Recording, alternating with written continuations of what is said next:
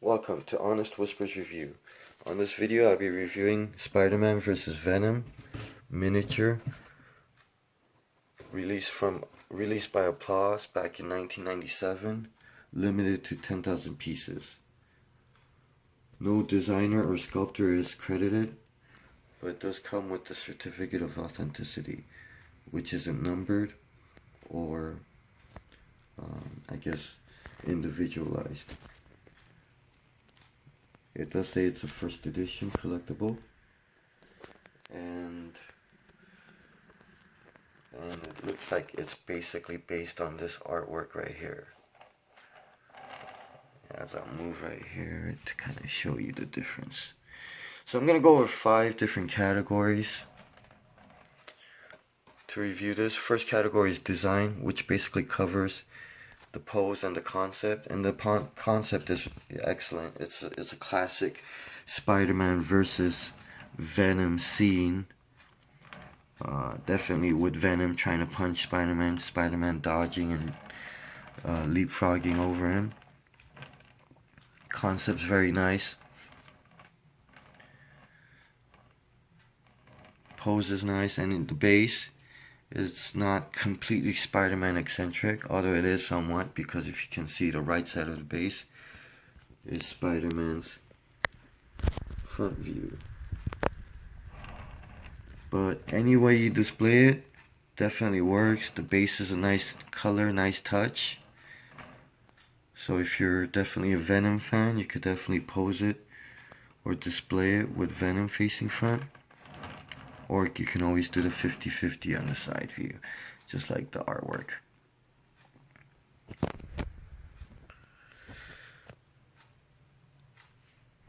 So the design really is great. I really have no complaints about it.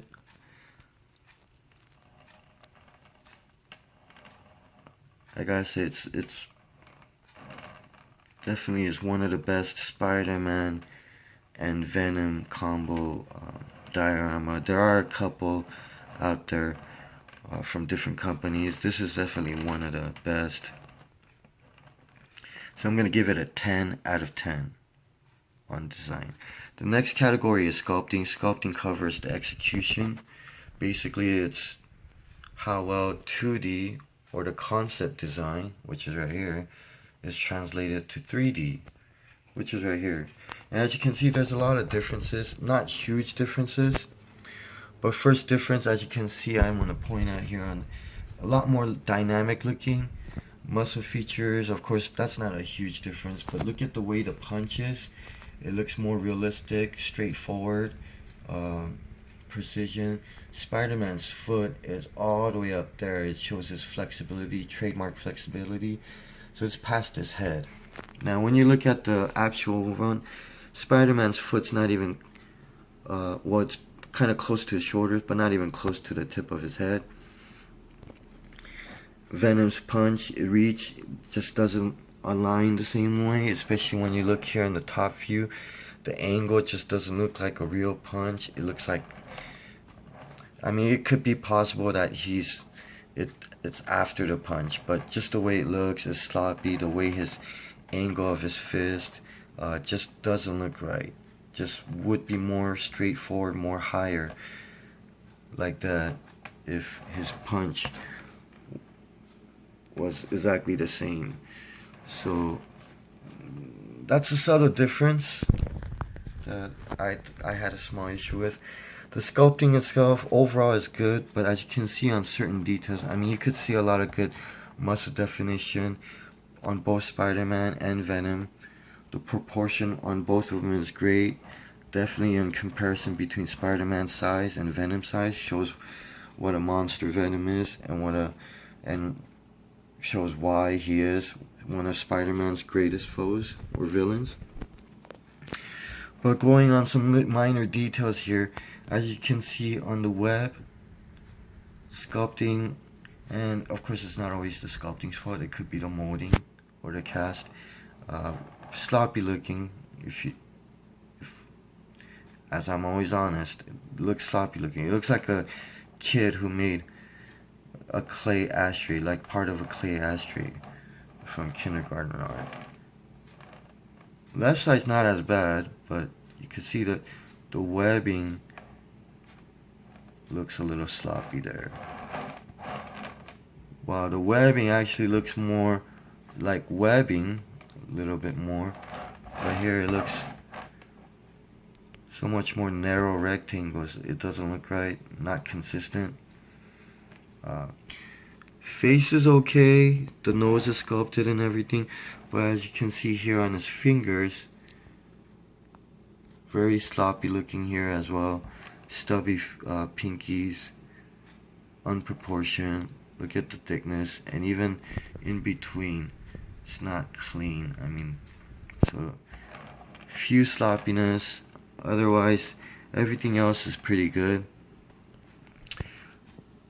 Even on Venom's fingers, on his, I mean, that's pretty good, especially with the the vein right there, the little muscles, the forearms.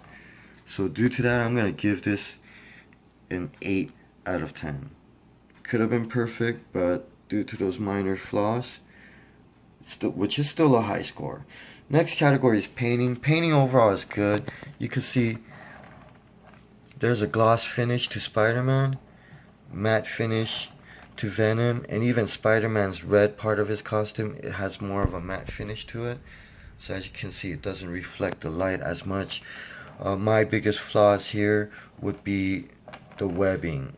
The webbing is sculpted in, which is a very nice touch, but because the no black outlines to the webbing on the boots and the top part, and even on the belt right here, just lowers the quality a bit, and I think, in my opinion, the value. I think with the webbing, and I know it's probably painstaking to have someone ask and paint that up, really be bad if you didn't have a method, which is, I could see why they skipped on it, but that is one of the issues with, I guess, artists drawing Spider-Mans. There's a lot of lines and details you have to take time with. I guess this will be the same issue. So due to that, it just kind of lowers the quality a little bit. And as you can see, there's a lot of paint in certain areas where it runs over the lines. A little bit on the white here. As you can see, there's reflection, but if I go more towards there, there's a shade of white on the black. Few problems here, a lot of squiggly lines on the black and the white. The black part of his armpit overruns the white part of his insignia. Even on the bottom, lots of squiggly lines, and the points are not completely drawn in. The base is pretty much near perfect. There's a few areas here, like right there on the line. It looks like a black dot right there underneath. That kind of runs. So definitely not perfect, but I think the quality could have been better if taken the time.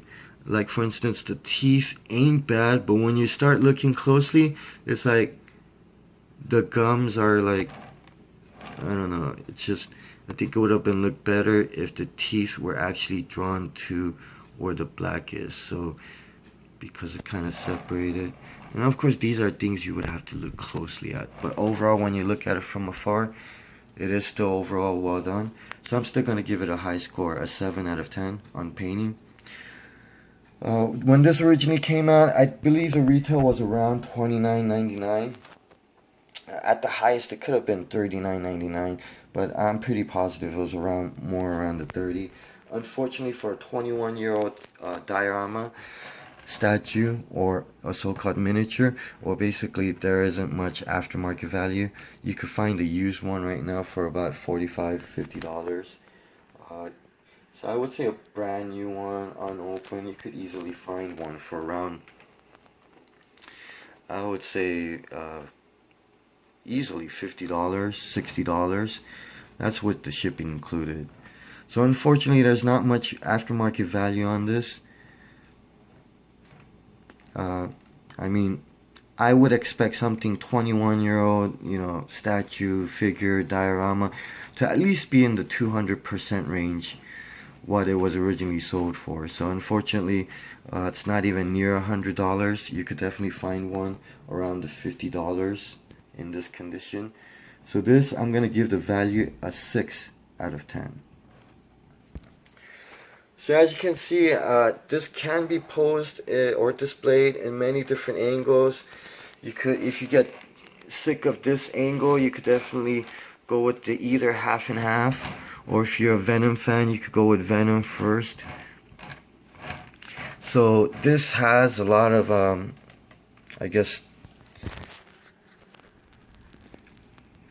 I want to say something equivalent to replayability, but it has a lot of displayability. So it has, to me, just being a Spider-Man Venom fan too, definitely up there in one of my collections. Unfortunately, I just had this in storage most of the time, so this is pretty much brand new. So for me, it's up there. I mean, it's for the cheap value, like someone who doesn't want to spend too much money, definitely for its value, it's not bad. So again, that's why I'm going to give it a 6 out of 10 rather than something a mediocre score. So to recap, or actually not to recap, overall, accounting for those paint flaws, the sculpting flaws, and of course the low aftermarket value. Although, like I said, as a fan, this is one of the better Spider-Man versus Venom statues or dioramas out there. So overall, I'm gonna give it an 8 out of 10. Definitely nice for something simple and for the price. So now to recap. I'm gonna give design 10 out of 10. Sculpting 8 out of 10. Painting 7 out of 10. Value 6 out of 10. And overall 8 out of 10. Thank you for watching. Until next time.